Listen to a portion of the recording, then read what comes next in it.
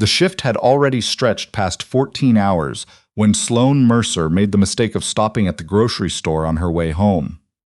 She hadn't planned to. She'd planned to drive straight to the apartment, peel off her scrubs, and sleep for as long as her body would allow before her phone pulled her back. But there was nothing in the fridge except half a container of oat milk and some condiments that had outlasted their usefulness. And she had 3 days off starting tomorrow, and she just needed a few things. That was the thought in her head when she pushed the cart through the automatic doors of the Loblaws on Rideau Street. A few things. 10 minutes? Maybe 15. She still had her badge clipped to the chest of her scrubs. She was too tired to remember it was there. Sloane was 31 years old and had been an ER nurse at the Ottawa General for the past 6 years. She didn't look like what people expected when they heard that. She was slight, 5'4" on a good day, with dark circles under gray eyes and hair that had started the morning in a bun and now looked like something birds might have considered for nesting. She walked the way all ER nurses walk after a 14-hour shift, not slowly, exactly, but with a deliberate flatness to each step, like someone who has made peace with the fact that their feet will hurt for the rest of the evening and has simply decided to move forward anyway. The store was quiet for a Tuesday night. She took a basket from the stack near the entrance and moved toward the produce section, running through the inventory of her refrigerator in her head. Eggs, some kind of vegetable, that yogurt she liked from the brand with the blue lid, maybe bread if she remembered. She didn't notice the woman watching her until she reached for a bag of spinach. "Excuse me." The voice came from behind and to the left. Sloane turned. The woman was perhaps 55, wearing a beige wool coat that probably cost more than Sloane's monthly grocery budget, and she was looking at Sloane the way some people look at things that have disappointed them. Appraising, faintly disgusted. "Do you work here?" Sloane glanced down at herself. She was wearing teal scrubs, a hospital lanyard, and running shoes that had seen better days. There was, she noted, a small smear of something on her left sleeve that she couldn't immediately identify and had decided not to think about since around noon. "No," she said. "I'm a nurse." The woman's expression didn't change. "Then you shouldn't be standing in the middle of the aisle looking lost." Sloane stepped aside, though she hadn't been blocking anything. She turned back to the spinach. Behind her, she heard the cartwheels resume their movement. She let out a slow breath and put the spinach in her basket. She told herself it was nothing. It was nothing. People said things. People were tired and rude, and sometimes they took it out on strangers, and it didn't mean anything. She had heard far worse in the ER. She'd been screamed at by a man whose wife had just died, cried on by a teenager who didn't know who else to call, ignored by physicians who thought nurses were glorified orderlies. A comment in a grocery store was not going to ruin her evening. She found the yogurt. She found the eggs. She was reaching for a loaf of bread at the far end of the bakery section when she heard the voice again, this time directed at someone else. A teenage employee in a green vest who was restocking a shelf nearby. "That woman over there," the beige coat said, gesturing in Sloane's direction, "has been wandering around this store for 10 minutes touching everything and not buying anything. She looks like she came straight from sleeping on a park bench. I'd like someone to keep an eye on her." The employee, maybe 17, with the expression of someone who deeply did not want to be involved in this, glanced at Sloane and then back at the woman. He started. "I'm a customer," Sloane said. Her voice came out quieter than she intended. "Same as her." The woman turned to look at her directly. "In that condition?" Sloane looked down at herself again. She was aware suddenly of how she must appear, the scrubs, the smear on her sleeve, the hair, the exhaustion that had settled so deeply into her face that it probably read as something else entirely, illness, maybe, or a kind of vacancy. "I just came off a shift," she said. "From where?" "The hospital." The woman made a small sound, somewhere between a laugh and a dismissal. Anyone can say that. It was the kind of thing that would have been easy to brush off in a different moment.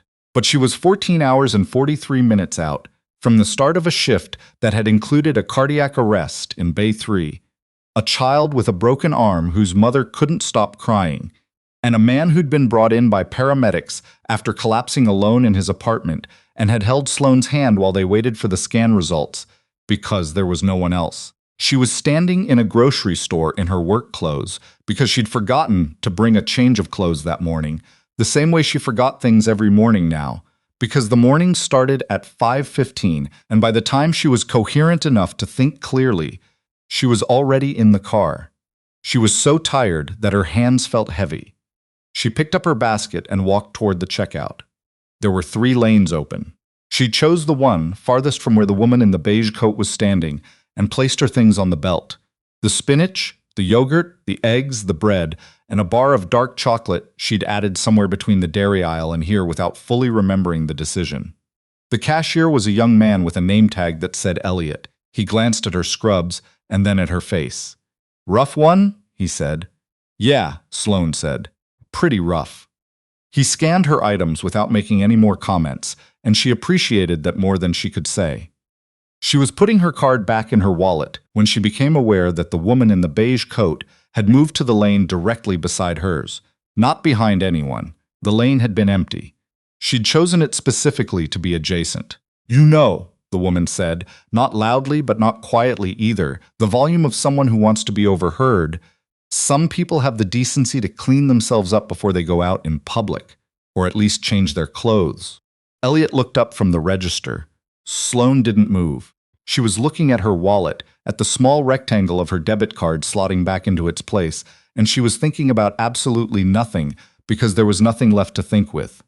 "Must be nice," the woman continued, "to just wander around however you please. No regard for anyone else, ma'am." Elliot's voice was careful. "Do you need help finding something?" "I need help understanding why this store allows people who clearly haven't bathed to use the same checkout as everyone else."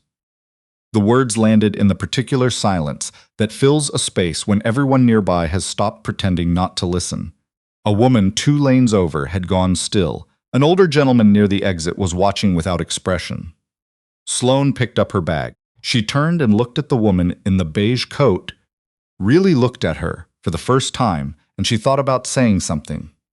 She had a list of things in her head, actually. She'd been composing it since the produce section. In the quiet, automatic way the brain constructs arguments it never intends to use. She could say, "I have been awake since 4:30 this morning." She could say, "The smear on my sleeve is from a patient who needed me to hold pressure on a wound while his wife said goodbye to him in the hallway." She could say, "I work 14-hour shifts 3 days a week and sometimes 4, and on my days off I sleep until noon and I still don't feel rested, and I have never once in 6 years of doing this job expected anyone to thank me for it, but I did not expect to be told I wasn't fit to buy groceries." She said none of it. She said, "I hope the rest of your evening is better than this," and she walked out. The automatic doors opened and the October air hit her, sharp, a little damp, the particular smell of Ottawa in the fall, and she stood on the sidewalk for a moment, with her grocery bag in her hand, and let herself feel it, the thing she'd been holding back since the produce section. Not quite hurt, not quite anger. Something closer to the feeling of being erased.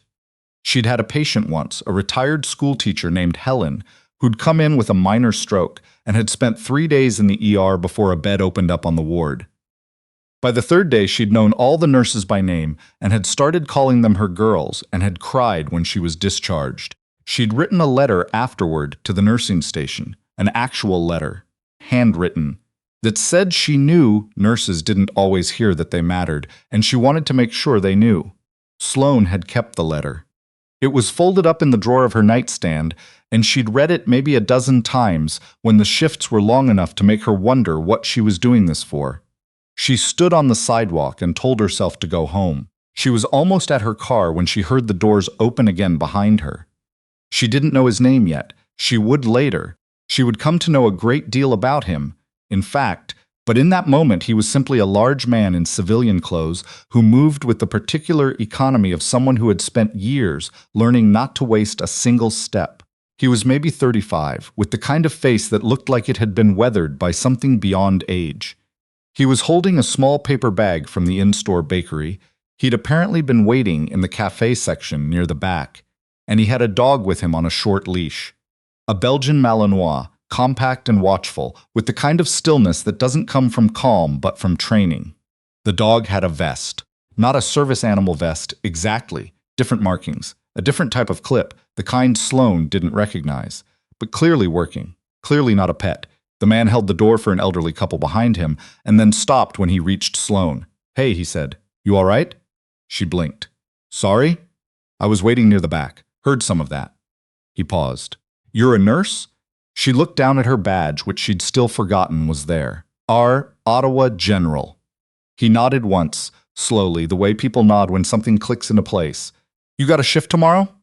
3 days off, actually. She didn't know why she told him that. "Good."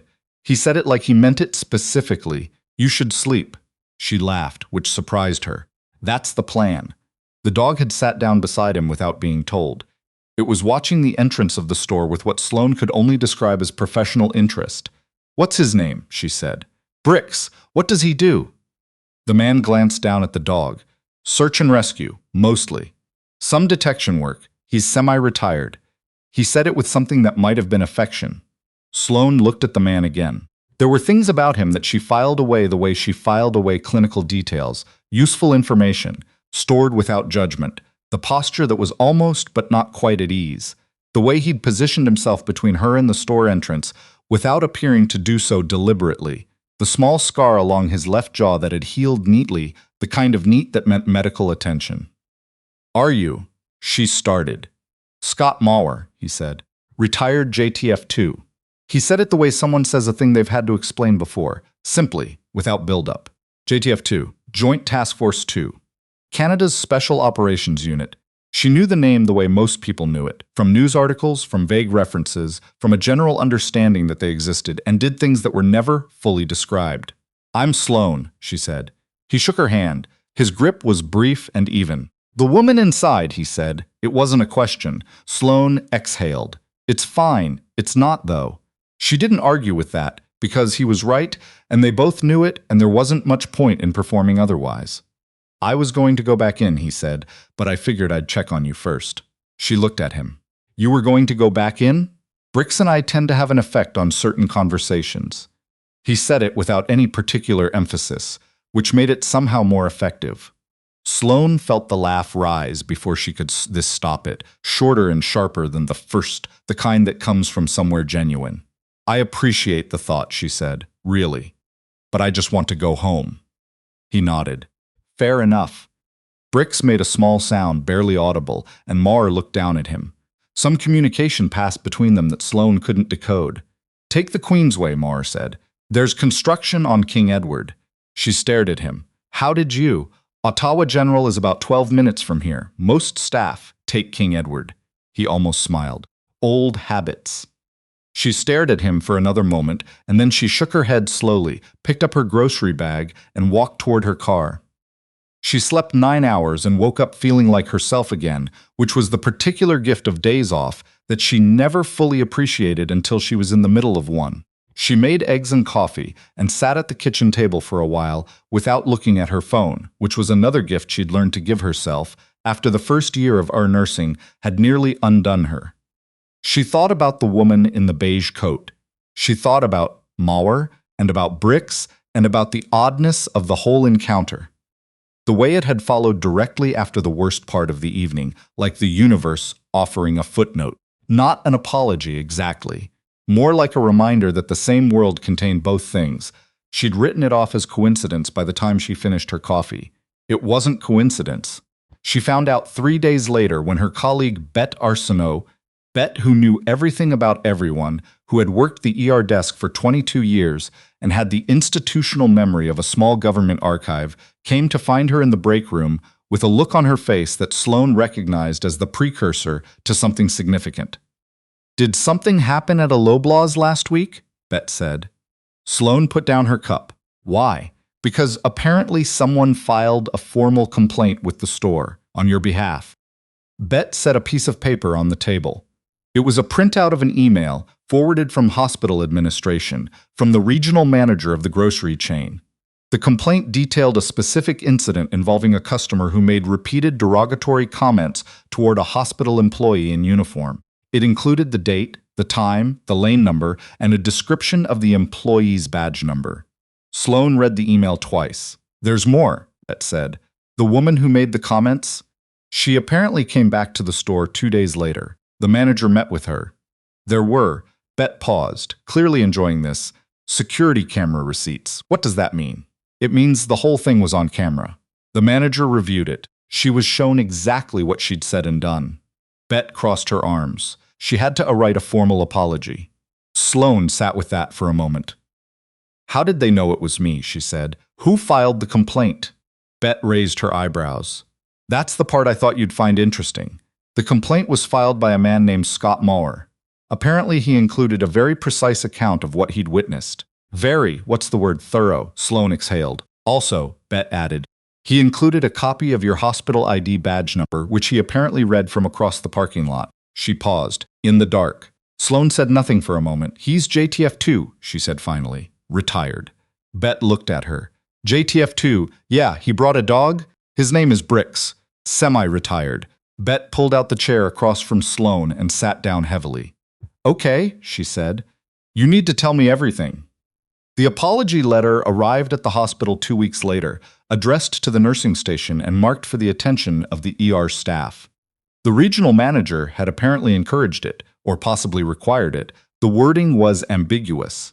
But the letter itself was written by the woman, and whatever had gone into its composition, it arrived. Sloane read it once, standing at the nurse's station, and then she put it in her locker. It wasn't the letter that stayed with her. Letters were easy, comparatively. Words on paper, composed at a distance, revised before sending. What stayed with her was the parking lot. The way Maurer had said you should sleep like it was the most practical thing in the world, and the way Brix had sat down beside him like the whole situation was simply something to be observed and then moved past, and the way the October air had smelled sharp and a little like rain, and how she'd felt for a moment like someone who existed in the world again. Not just in the hospital, not just in the car, not just in the grocery store at the end of a 14-hour shift, but actually, solidly, present. She ran into him twice more after that, which, in a city the size of Ottawa, wasn't entirely improbable, but still felt like something. The first time was at the Rideau Center, in November. She was coming out of a pharmacy, and he was coming out of a sporting goods store, and Brix recognized her before Maurer did, which he pointed out with what she was starting to understand was his version of humor. They got coffee. They stood near the atrium windows for 40 minutes and talked about the ER and about JTF2 and about Ottawa winters and about Brix, who had been formally retired the previous year due to a hip injury sustained in a training exercise and who, Maurer said, had absolutely not accepted this retirement and remained convinced he was still on active duty. He's not wrong, Sloane said. No, Maurer agreed. He's genuinely not. The second time was in February, which was a worse month for running into people because you were too busy being cold to pay attention to your surroundings. They nearly collided on a sidewalk near the Byward Market, Sloane coming around a corner and Maurer and Brix appearing from the other direction, and she grabbed his arm to stop herself from falling, and he caught her by the elbow, and they stood there for a second in the specific way that people stand when they've been surprised into honesty. Coffee? He said. Obviously, she said. This is not a story about a rescue. That's the thing she would say later, when people asked about it, and people did ask, because it was the kind of story that circulated in the way hospital stories circulate, passed from person to person with minor embellishments at each stage until it was something slightly larger than what it had actually been. It was a story about a Tuesday night in October and a 14-hour shift and a woman in a beige coat and a man who hadn't been asked to do anything but did something anyway, quietly and precisely and without any expectation of acknowledgement. It was a story about a dog who sat down beside his person and watched a parking lot with absolute focus, because that was what he had been trained to do, and he saw no reason to stop. It was a story about the moment on the sidewalk, outside the automatic doors, when Sloane Mercer had stood with her grocery bag and felt herself become invisible. And then someone had walked out through those same doors and looked directly at her and asked if she was all right. That was the whole of it. That was enough. She still keeps the letter from Helen, the school teacher, in her nightstand drawer. She's read it maybe 20 times now. On the worst shifts, the ones that take something from you that you're not sure how to replace, she comes home and she reads it, and she thinks about what it means to be seen by someone who doesn't have to see you. She thinks Maurer would understand that, though she hasn't said it to him directly. There are certain things that don't need to be explained between people who have spent years doing work that goes unwitnessed. Brix has a bed in the corner of his living room now. She's seen it. It's large and well padded, and he uses it approximately 40% of the time and spends the other 60% on the couch, which Mauer has decided is not worth fighting about. She's decided she agrees. The grocery store on Rideau Street has a new manager now, and new signage near the entrance that she noticed for the first time in March about the expectations for customer conduct within the store. She doesn't know if those two things are connected. She suspects they might be.